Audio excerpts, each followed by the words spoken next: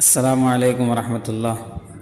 سامعین سے گزارش کی جاتی ہے کہ ہمارے چینل اتحاد الانصار میں جن کتابوں کی آڈیو ریکارڈنگ ہوئی ہے انہیں بھی سنیں اور اپنے دوست و احباب میں اسے شیئر کریں۔ آپ کی آسانی کے لیے ان کے لنکس ڈسکرپشن میں دے دیے گئے ہیں، اور ہمارے چینل کو سبسکرائب کرنا نہ بھولیں۔ جزاک اللہ خیر۔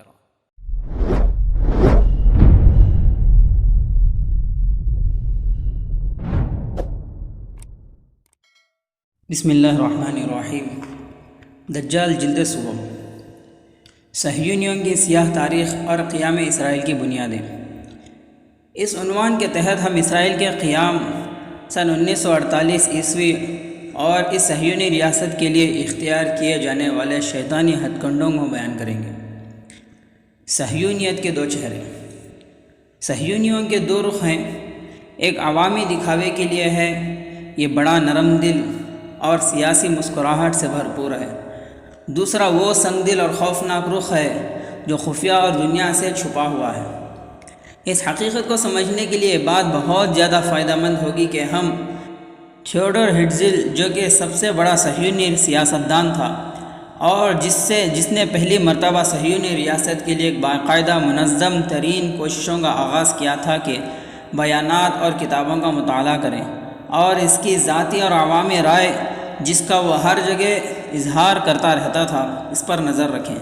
اس نے اپنے مقالے یہودی ریاست یعنی دی جیوش اسٹیٹ میں تفصیل سے اپنے دماغ میں موجود طریقہ کار کو بیان کیا ہے۔ وہ لکھتا ہے، صہیونیوں کا عظیم الشان منصوبہ یہ ہے کہ تہذیب و تمدن کی ایک رخ بربریت کے درمیان کھولی جائے اور اس کی بنیاد رکھی جائے۔ ہرٹزل اور اس کے دوست بین الاقوامی دنیا کو یہ دھوکہ دے رہے تھے کہ مقامی عرب آبادی کے حقوق اور ان کی آزادی پر کبھی سمجھوتا نہیں کیا جائے گا۔ اپنے ایک اور مقالے جس کو 1902 عیسوی میں اولڈ نیو لینڈ میں ہرٹزل نے ایک ایسا نقشہ کھینچا تھا جس میں صہیونی ریاست کے فلسطین میں قیام کے فوائد کا ذکر کیا گیا تھا۔ اس میں اس نے لکھا تھا، عرب ہمارے نئے دوست بن جائیں گے اور ہاتھ کھول کر ہمارا ساتھ دیں گے، اور اس بات پر بہت زیادہ پرجوش ہوں گے کہ صہیونی ان کے لیے جدید دنیا کے تمام لوازمات لے کر آ رہے ہیں اور ملیریا سے بھرے ہوئے دلدلی علاقے اور بے آب و گیاه صحرا کو ایک خوشنما باغ میں تبدیل کر رہے ہیں۔ یہ تو تھی ان کی دنیا دکھاوے والی سوچ جو وہ عوام کے سامنے بیان کرتا تھا، لیکن اس کی اپنی ڈائری جس میں وہ اپنی ذاتی رائے کا ذکر کرتا ہے اور جس کے بارے میں اس نے یہ نہیں سوچا تھا کہ وہ کسی وقت عوامی نظروں میں آ جائے گی، اور ایک اس خفیہ ڈائری کی اشاعت بھی ہوگی۔ اس میں اس کے خیالات ہی کچھ اور تھے۔ اس کتاب کا نام ہے the complete diaries of Theodor Herzl. اس ڈائری میں اس نے کھل کر اسرائیل کے قیام کی اصلی حقیقت کا ذکر کیا ہے۔ اسرائیل کے قیام کے لیے اپنے منصوبے کا ذکر وہ ان مرحلہ وار نکات کی شکل میں کرتا ہے۔ اولاً وہ ایک یورپی طاقت سے اسپانسرشپ کا ذکر کرتا ہے تاکہ یہودیوں کے لیے ایک سازگار ماحول پیدا کر سکے، جس کا طریقہ کار یہ ہوگا کہ یہودی اس مقصد کے لیے اپنی دولت اور پریس یعنی میڈیا کو استعمال کریں۔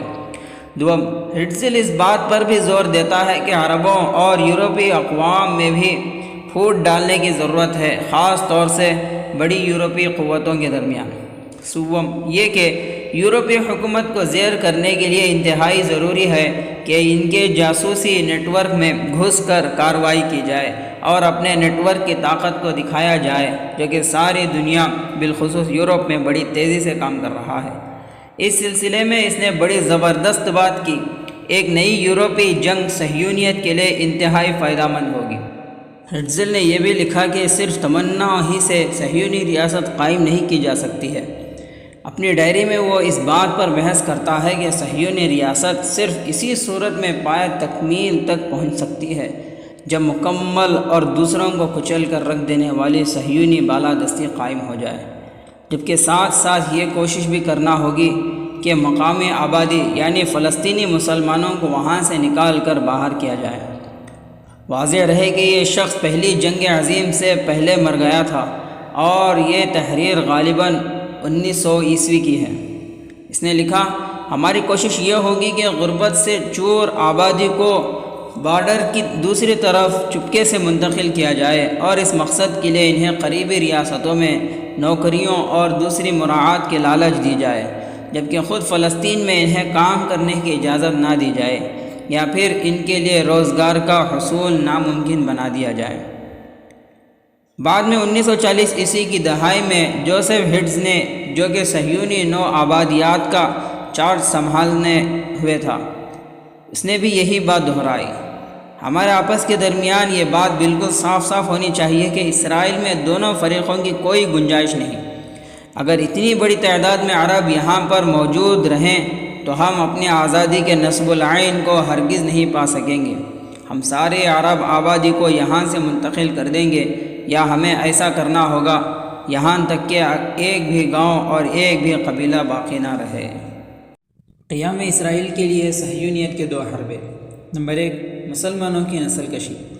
اس کی بہت سی مثالیں موجود ہیں کہ کس طرح سے فلسطینی عربوں کی نسل کشی کے لیے یہودی دہشت گردی کا بے دریغ مظاہرہ کیا گیا تاکہ صہیونی ریاست کے لیے جگہ بنائی جا سکے۔ جیسے المنارہ کے گاؤں کو مکمل طور پر خالی کر لیا گیا تھا جب صہیونی قوتوں نے مسلمانوں کے تمام گھروں کو دھماکے سے اڑا دیا اور دھمکی دی کہ واپس نہیں آنا۔ اسی طرح ایک اور عرب قصبے نصر الدین میں ہر گھر کو مسمار کر دیا گیا تھا، یا پھر جلا دیا گیا تھا، یا پھر مکمل طور پر تباہ کر دیا گیا تھا۔ اسی طرح الروما میں ہنگامہ نے سب کو کہا تھا یا تو لبنان کی طرف بھاگ جاؤ یا پھر مرنے کے لیے تیار ہو جاؤ۔ حیفا اور ٹیبریس کے شہروں کی ساری عرب آبادی ختم ہو گئی تھی۔ جب 1948 عیسوی میں ہگانا نے وہاں پر حملہ کیا تھا، اینزیٹیم کے گاؤں میں سب کو اکٹھا کیا گیا تھا اور ایک ایک شخص کو چن کر صلیب کیا جاتا تھا۔ کئی عورتوں کو مارا پیٹا گیا، جبکہ 37 نوجوان مرد اور بچوں کو شہید کر دیا گیا۔ 29 اکتوبر 1948 عیسوی کو اسرائیلی ہوائی جہازوں نے صف کے گاؤں پر وحشیانہ بمباری کی تھی۔ اس کے بعد فوجی قصبے میں داخل ہوتے چلے گئے، مقامی آبادی کا صفایا کرتے چلے گئے۔ اسی دوران 4 لڑکیوں کی کئی اسرائیلی فوجیوں نے ان کے خاندانوں کے سامنے بار بار آبرو ریزی کی۔ اس کے بعد 20 لوگوں کو اندھا کر کے باری باری گولی مار دی گئی۔ ماجد الکرم میں 10 عام نہتے شہریوں کو قتل کر دیا گیا۔ 1948 سے 1949 عیسوی کے دوران جب صہیونی حملے کی خبر پھیلی اور فلسطینیوں کو اس بارے میں پتہ چلا تو اسرائیلیوں نے اپنی پالیسی تبدیل کر دی اور پھر دھوکہ اور فریب کی ایک نئی روایت قائم ہوئی۔ اسرائیلی فوجی مقام ریڈیو اسٹیشن سے اور ٹرکوں پر بھاری میگا فون لگا کر مسلمان رہنماؤں کی طرف سے عربی میں اعلانات کرواتے تھے: اللہ کے نام پر اپنی جانیں بچانے کے لیے بھاگ جاؤ۔ ظاہر سی بات ہے کہ سرکاری سطح پر یہی کہا جاتا تھا کہ مسلمان رہنما ہی نے مقامی عرب آبادی کو بھاگنے کا مشورہ دیا تھا تاکہ اپنی جائیدادیں چھوڑ کر اس جنگ زدہ علاقے سے دور بھاگ جائیں، لیکن ایک فلسطینی مصنف ولید خلیل اور بہت سے دوسرے مصنفوں نے، جن میں ایسکن چلڈر بھی شامل ہے جو کہ اقوام متحدہ کی اس کمیٹی کا کارکن بھی رہا جو کہ عرب ریڈیو اور رپورٹروں کی نگرانی کرتی تھی، ان سب کا کہنا ہے کہ مسلمان رہنماؤں کی طرف سے فلسطین میں اپنے آبائی گھروں کو چھوڑنے کا ایک ذرہ برابر بھی حکم فلسطینی رہنماؤں نے نہیں دیا تھا۔ اس کے برعکس متعدد ایسے حوالے دیے جاتے تھے جن سے یہ ثابت ہوتا ہے کہ فلسطینی عرب آبادی سے یہ کہا گیا تھا کہ فلسطین چھوڑنے سے معاملہ اپنے ہاتھ سے نکل جائے گا اور اس سے فلسطینی مقصدیت کو نقصان پہنچے گا۔ حتیٰ کہ صہیونی بھی 1950 عیسوی کے بعد سے اس بات کا ذکر کرتے ہیں کہ جب اسرائیلی حکومت نے فلسطینی مہاجرین کے بارے میں یہ پالیسی اپنائی، جو چلے گئے وہ چلے گئے، یعنی جو وہ فلسطینی مسلمان جو آج بھی اقوام متحدہ کے زیر نگرانی امدادی کمپنیوں میں رہ رہے ہیں اور فلسطین سے چلے گئے ہیں، وہ دہشت زدہ ہو کر جب فلسطین سے چلے گئے تو بس چلے گئے، اب انہیں واپس آنے دیا جائے گا۔ یہی وہ وقت تھا جب اسرائیلی حکومت یہ کہتی رہی کہ پناہ گزینوں کا مسئلہ اب بین الاقوامی مسئلہ ہے جس کا اسرائیل کے قیام سے کوئی تعلق نہیں۔ نمبر 2، جھوٹا پروپیگنڈا۔ صہیونی تحریک کے آغاز ہی سے اس کے پیچھے سب سے بڑی قوت اینٹی سیمیٹزم تھی، جس کا مطلب ہے یہود مخالف یا پھر یہود کے خلاف نفرت، جبکہ اس کا حقیقی مطالبہ یہ ہے کہ اسرائیل کے بیٹے یہود جنٹائل غیر یہودی انسانوں کے ساتھ نہیں رہ سکتے، کیونکہ وہاں پر انہیں نفرت، تعصب اور ظلم کا نشانہ بنایا جائے گا۔ اسی لیے یہودیوں کو بھی اپنے آپ کو الگ کرنا پڑے گا، بالکل ویسے ہی جیسے برٹین از برٹش۔ یہ بات ڈاکٹر وائزمین نے کہی تھی، کیونکہ صہیونی تحریک کے لیے سب سے بڑا مسئلہ یہ تھا کہ اتنے یہودیوں کو جمع کیا جا سکے جو کہ نہ صرف اس مقصد کے لیے مالی مدد کر سکیں بلکہ وہ اسرائیل کی طرف نقل مکانی کے لیے راضی بھی ہوں۔ اس مقصد کے لیے بہت سے مواقع پر صہیونی رہنماؤں کو عام یہودیوں پر دباؤ اور دہشت گردی کے ہتھ کنڈے استعمال کرنا پڑے تاکہ وہ اس بات کو یقینی بنا سکیں کہ یہودی آبادی فلسطینیوں کی آبادی سے زیادہ رہے، جس کی پیدائش کی شرح بہت زیادہ ہے۔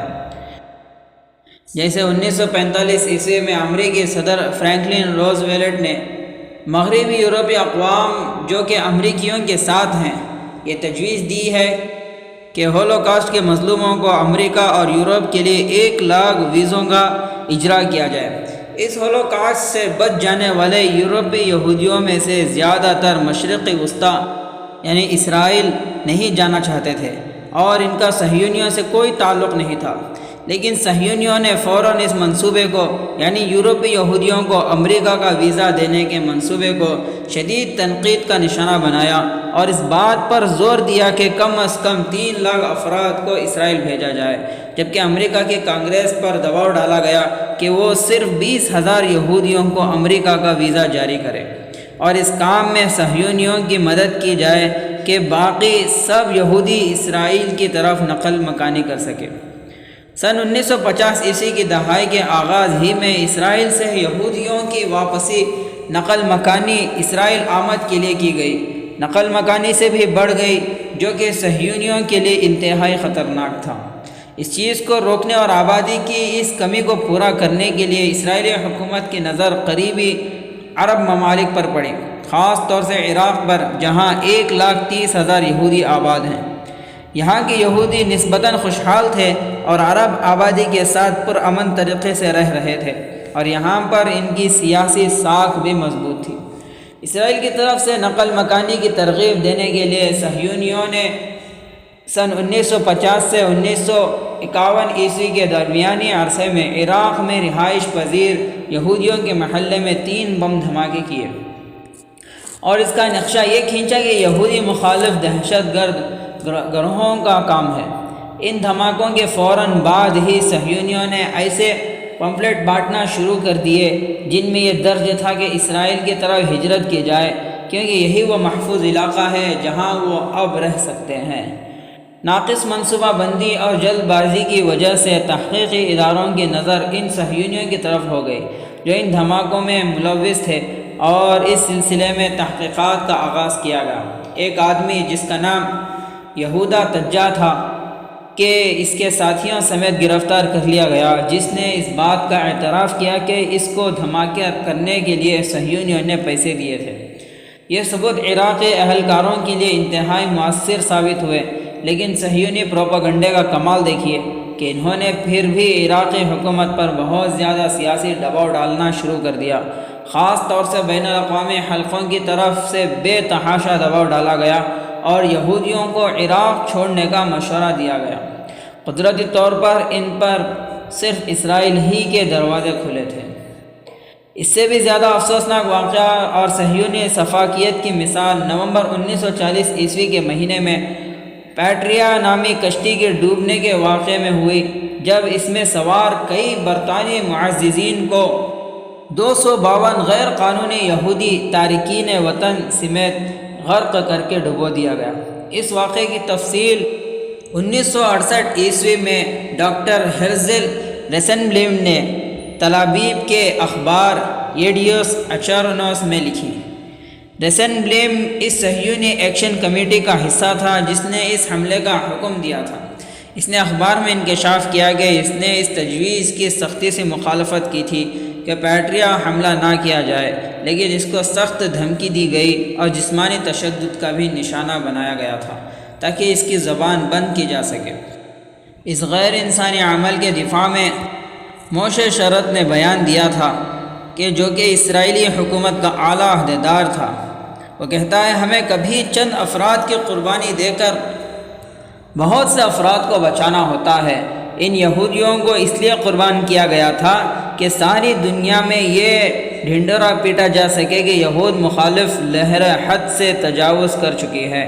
اینٹی سیمیٹزم صہیونی تحریک کے خون کا حصہ اور اس کی بقا کا سہارا ہے۔ یہود دنیا بھر میں اپنے خلاف پائی جانے والی نفرت کا رونا روتے رہتے ہیں، لیکن در حقیقت اس میں موروثی اور عالمگیری نفرت نے اسرائیل کے استحکام میں بڑا مؤثر کردار ادا کیا۔ ورلڈ زائنسٹ آرگنائزیشن کے صدر ڈاکٹر نیہون گولڈمین اپنی 23 جولائی 1958 عیسوی کی جنوا کی کانگریس میں منعقد کی گئی تقریر میں کہتا ہے، یہود سے نفرت میں موجودہ کمی نے ایک نئی گھنٹی بجا دی ہے۔ اب یہودی ہر جگہ برابر کے شہری ہیں۔ جہاں یہ یہودی کمیونٹی کے لیے اچھی بات ہے، وہاں دوسری طرف ہمارے سیاسی زندگی کے لیے انتہائی سے زیادہ منفی اثر رکھتی ہے۔ اسی طرح ڈیور اخبار کے مدبر نے، جو کہ اسرائیل میں سب سے بڑی سوشلسٹ پارٹی کا اخبار ہے، لکھتا تھا کہ وہ ان یہودیوں کو جو کہ سکھ کا سانس لے کر آرام سے دنیا بھر میں بیٹھ گئے ہیں، ان کو اس طرح سے واپس لائے گا کہ چند اچھی کارکردگی والے نوجوانوں کو بھیج کر یہ نعرے بازی کروائی جائے، یہودیوں تم اسرائیل واپس چلے جاؤ۔ اس سے بھی زیادہ حیرت انگیز انکشاف اس وقت سامنے آیا جب مالکٹ گرین والڈ، جو کہ جرمن حکومت کا رکن تھا، اس نے اس بات کا اقرار کیا کہ یہودی ایجنسی، جو کہ اس وقت صہیونی اداروں کی سب سے مضبوط ایجنسی تھی، اس نے نازیوں کے ساتھ یہ معاہدہ کیا تھا کہ وہ ہزاروں کی تعداد میں یہودیوں کو بے دخل اور یہودی کیمپوں میں منتقل کرنے کی کوششوں میں خودکش جرمن نازی حکومت کی مدد کریں گے۔ اس کی غرض یہ تھی کہ ان کو صحت مند یہودیوں کو اسرائیل کی آبادی بڑھانے سے اسرائیل بھیجنے کی اجازت دی جائے۔ اس کو بعد میں معاف کر دیا گیا، لیکن اس نے یہ الزام یہودی ایجنسی کے روڈولف کاسٹنر کو دیا۔ اس کا اعتراف جرمن حکومت کے سب سے بڑے نازی رکن اڈولف ایہمن نے لائف میگزین کے ایک آرٹیکل میں بھی لکھا۔